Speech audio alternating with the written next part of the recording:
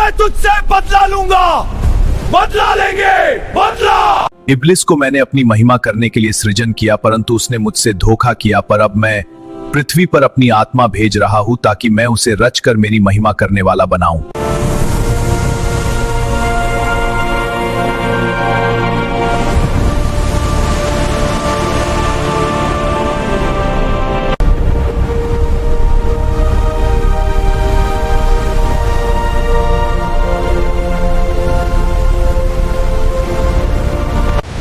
और ईश्वर का आत्मा जल के ऊपर मंडलाता था।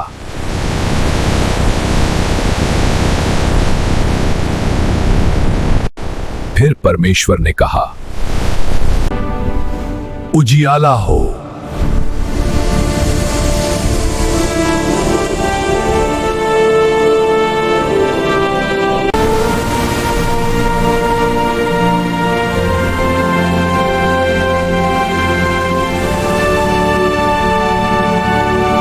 फिर परमेश्वर ने जल को दो भाग किया, एक को आकाश के अंतर में रखा और दूसरे को समुद्र कहा। फिर सूखी धरती को बनाया।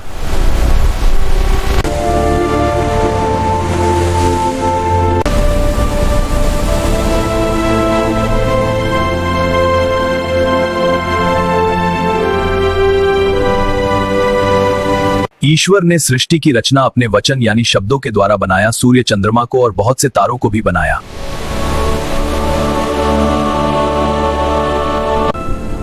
अब हम मनुष्य को अपने स्वरूप के अनुसार अपनी समानता में बनाएं। जाओ मेरे पुत्र और पृथ्वी पर जीवन स्थापित करो। मिट्टी से मैं मानव का निर्माण करता हूं। उठो और जीवित हो जाओ।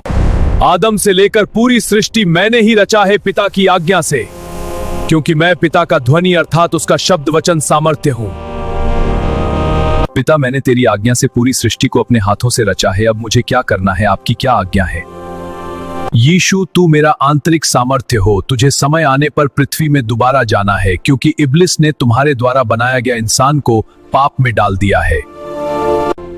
मैं आदम हव्वा को अदन की वाटिका से बाहर निकाल दिया हूं, ताकि आदम हव्वा ईश्वर बनने की चाह में जीवन का फल न खा सके। मनुष्य पृथ्वी पर बहुत तेजी से बढ़ रहे हैं और वो लोग निरंतर बुरा ही सोचते हैं और वैसा ही करते हैं। मेरे बनाए अनंत आत्मा उन्हें बिगाड़ रहे हैं। उनके द्वारा संबंध बनाने पर दानव उत्पन्न हो रहा है।